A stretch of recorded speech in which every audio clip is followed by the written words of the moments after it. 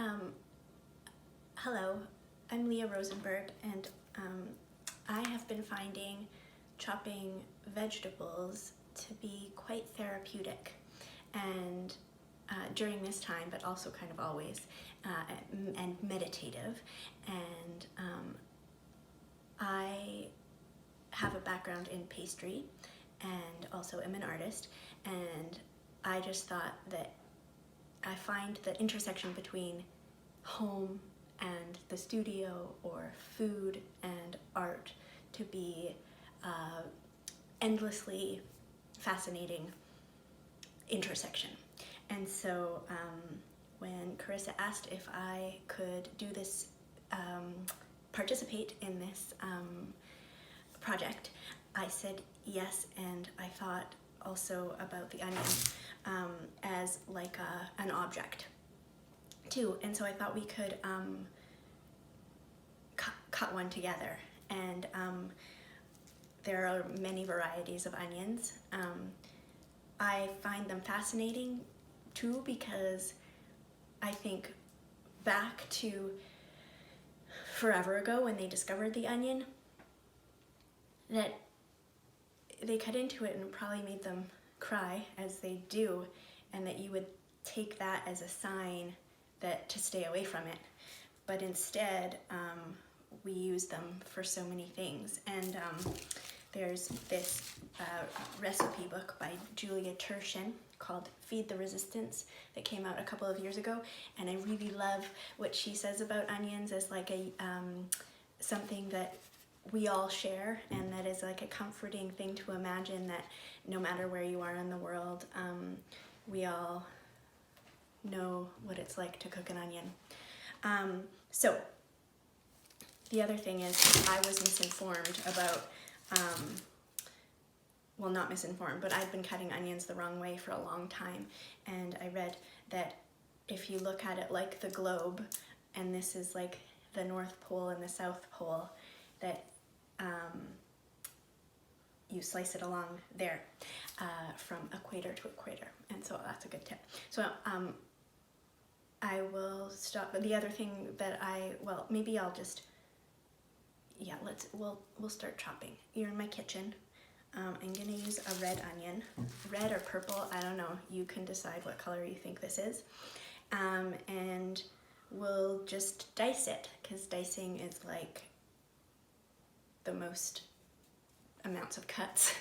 And I also think that there are so many ways to not cry, or like little folk tales about like how to not cry when you're cutting onions. One is like putting bread in your mouth. Another one is putting like a ring of onion on your head while you're chopping. And I might try some of those, but I also think that this might be a nice moment where we can actually just permit ourselves to cry, and use it as an opportunity for some cleansing like that, and to prepare together dinner in advance. So here we have the onion. It's also, I love all the layers and meaning, like all the places that onions show up. Okay, so I'm gonna take this red or purple onion and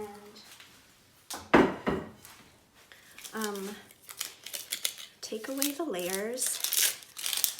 I find that it's so, like all the places that onion turns up in art and story and religion and tradition, if you look for it, it has all these properties and symbolisms. Like if you dream about it, it means there's like an unraveling. And the actual Latin, it's a Latin word that means union or unity. And when it's something that can't be taken apart, and when you try, it dismantles, or yeah. Anyway, I just wash my hands, so you should too. And I'm gonna cut along the equator. And one of the other things I've heard is that if you leave the root on, that it also helps you not cry. So I'm gonna cut the bottom off, and I like to take the outside peel off because it's a little tough and you can save it for stock.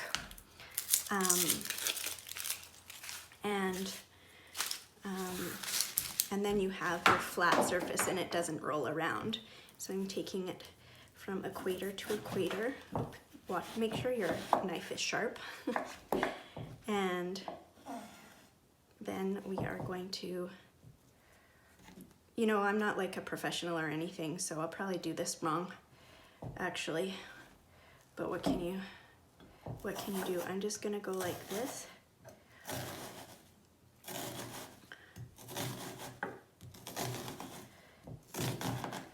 And I'm already starting, some people say if you freeze the onion, then you won't cry. Oh, and you should use your claws. See, I'm doing all the things wrong, just because.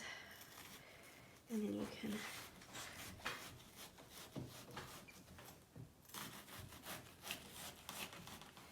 Watch your fingers. There's no rush.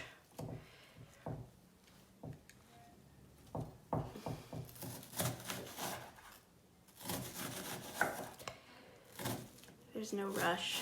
I don't really have claws. But and don't worry about the little runaways. You can deal with those after. But I like making it into like confetti. I call it confetti. Crying confetti. I also just love the color of these purple onions. Purple or red or whatever you call them.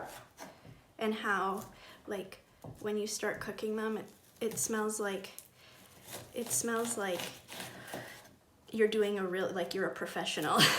Just because onions smell so good. But back in the day, they would put onions in soup, and the ones that or stews or whatever they were cooking, and the ones that they didn't put onion in didn't last as long, so it acts as a preservative. And then the other thing that's like so delicious is pickled onions. But I really find this meditative. It makes me think of Julia Child when she practiced, when she would practice her onion chopping. And so now you have your onion confetti, and you'll put that in a bowl. Maybe you cry a little. These ones, maybe I would do just, you know, like sliced for a salad or something. These kind of look like, I like how it looks like a rainbow. But really, this is the best way, this way, to get your chunks even. Really, you can do whatever you want.